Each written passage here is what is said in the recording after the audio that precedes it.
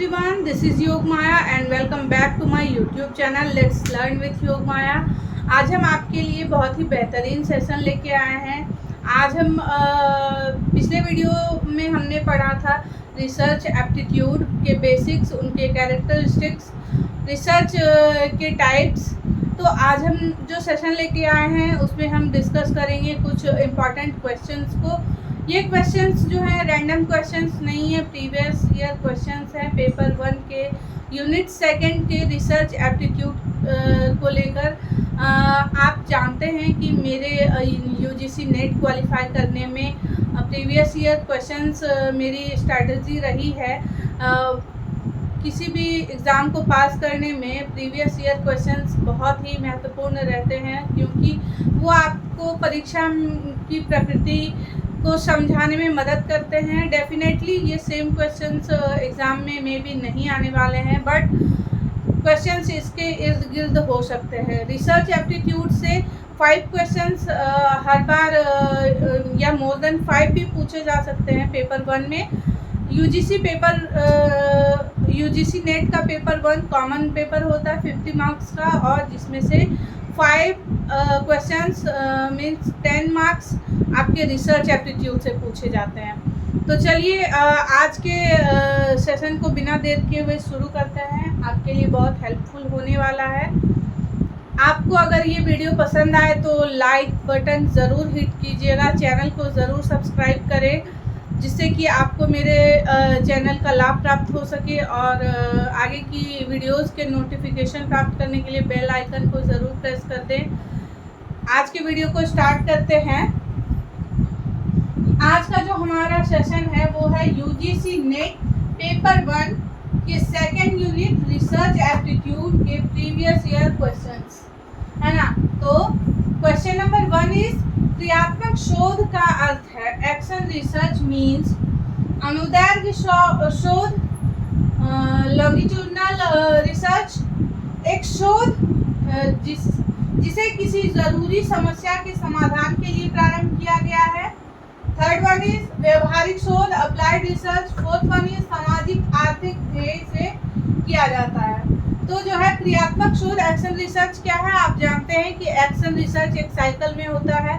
हम किसी प्रॉब्लम को देखते हैं, इमीडिएटली उसके सॉल्यूशन के लिए हम लोग जो रिसर्च करते हैं वो रैंडम और सडन होता है।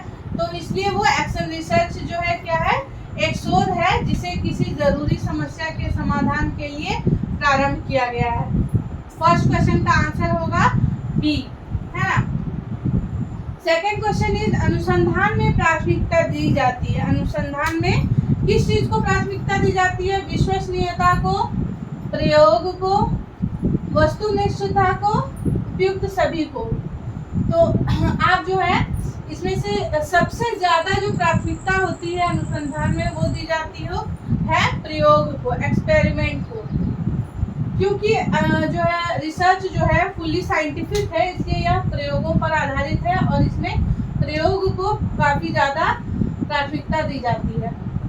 थर्ड क्वेश्चन इज शोध है। रिसर्च इज, ऑप्शन 1 इज बार बार खोज करना, ऑप्शन बी इज किसी समस्या का समाधान ढूंढना, थर्ड ऑप्शन इज किसी समस्या के समाधान में वैज्ञानिक ढंग से सत्य को ढूंढने के लिए कार्य करना, और ऑप्शन डी क्या है, तो उपरोक्त में से कोई नहीं। आप जानते हैं, मैंने बताया भी था कि रिसर्च का मतलब होता है रिसर्च, पुनः खोज करना या बार बार खोज करना।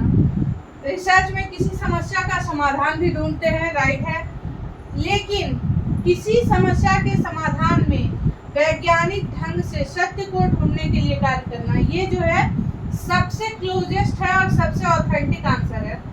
अगर यहाँ पर आंसर उपयुक्त में से सभी रहता तो हम दे सकते थे, क्योंकि ये चीज़ें भी समाहित हैं इसमें, लेकिन थर्ड ऑप्शन जो है इन दोनों को साथ में लेकर चलता है और सबसे ज़्यादा करेक्ट है। तो आप जो है बिना आप ध्यान देंगे जब भी कोई क्वेश्चन पढ़े तो चारों ऑप्शन ज़रूर पढ़ें।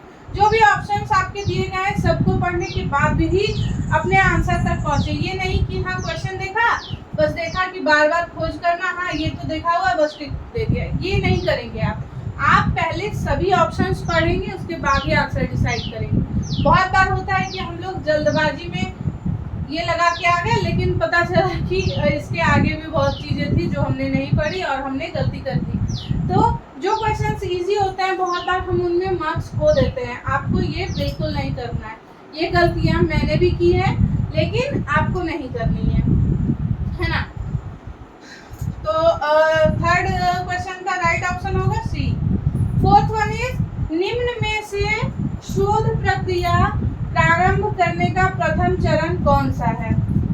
जो है शोध जब हम लोग स्टार्ट करते हैं रिसर्च करना, तो सबसे फर्स्ट स्टेप क्या होता है, समस्या का निर्धारण करने के लिए सूचना स्रोतों की खोज करना, संबंधित साहित्य का सर्वेक्षण, रिव्यू ऑफ रिलेटेड लिटरेचर, समस्या की पहचान, आइडेंटिफाइंग द प्रॉब्लम, समस्या का समाधान ढूंढना, सॉल्विंग द प्रॉब्लम। तो हम लोग सबसे पहले क्या करते हैं, समस्या की पहचान करते हैं।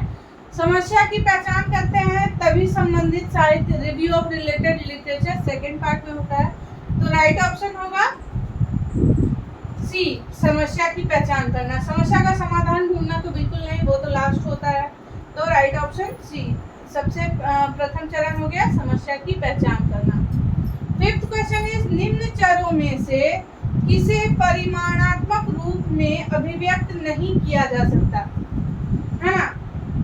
किसे परिमाणात्मक रूप में अभिव्यक्त नहीं, परिमाणात्मक मीन्स क्वांटिटेटिव मीन्स डेटा में, क्वांटिटेटिव मीन्स 1 2 3 4, इस तरह से हम किसे डेटा में नहीं अभिव्यक्त कर सकते हैं। तो ऑप्शन वन इज सामाजिक आर्थिक स्तर, ऑप्शन बी वैवाहिक स्थिति, ऑप्शन सी संख्यात्मक अभिक्षमता, ऑप्शन डी पेशेवर अभिवृत्ति।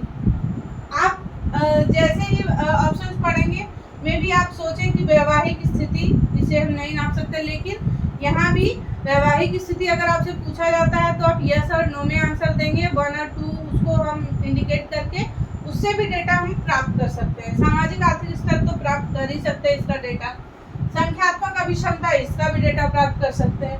ऑप्शन डी जो है ये क्या कह रहा है, पेशेवर अभिवृत्ति।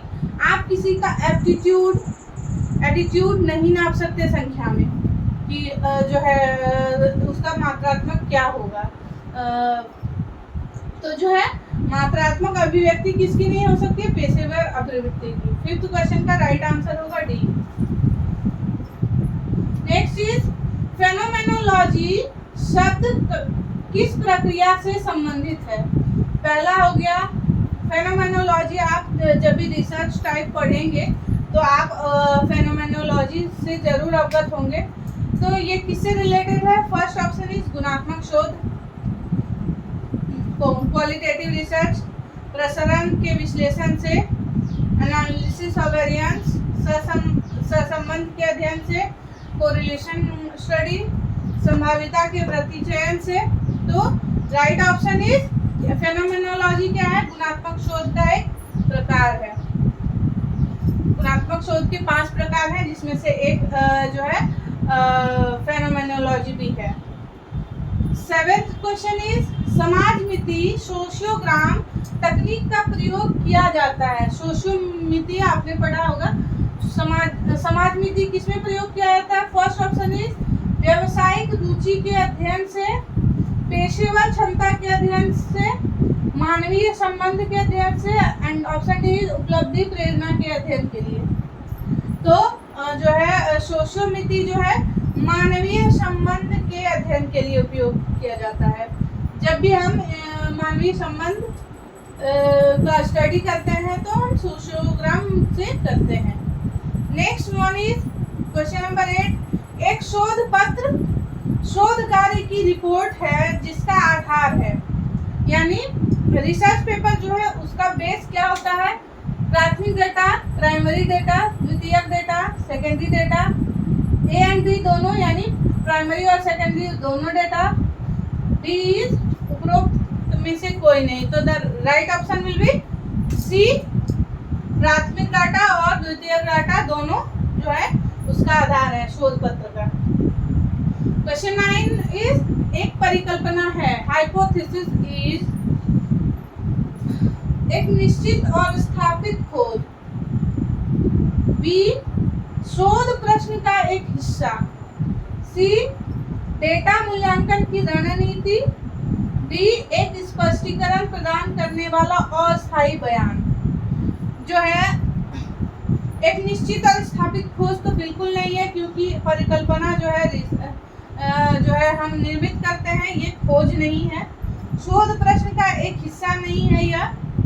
डेटा मूल्यांकन की रणनीति बिल्कुल नहीं है। ऑप्शन डी इसका राइट ऑप्शन होगा। एक स्पष्टीकरण प्रदान करने वाला अस्थायी बयान। एक स्टेटमेंट होता है, अस्थायी स्टेटमेंट होता है जो है हाइपोथेसिस।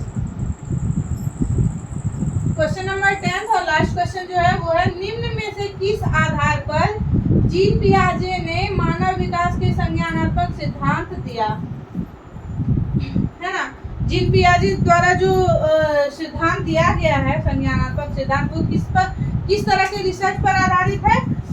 ऑप्शन 1 इज मौलिक अनुसंधान, फंडामेंटल रिसर्च। ऑप्शन बी प्रायोगिक अनुसंधान, experimental research. Option C action research, क्रियात्मक अनुसंधान। ऑप्शन डी मूल्यांकन अनुसंधान, इवैल्यूएशन रिसर्च।